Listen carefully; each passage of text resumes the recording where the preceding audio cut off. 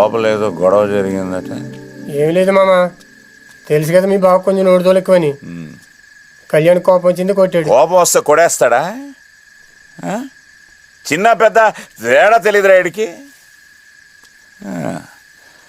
కళ్యాణ మండపం బాగా జరిగి 2 రూపాయలు జేబులో పడగానే అంత బలుపారా వీడికి? లేక నేను పోగొట్టిన పేరుని ఆడు నిలబెట్టాడనే గర్వమా? ఏమో అలాంటిది ఏం లేదు బావ. డబ్బులదే ఉందిరా, వస్తాయి పోతాయి. మనం బతికే బతుకు కదా ముఖ్యం.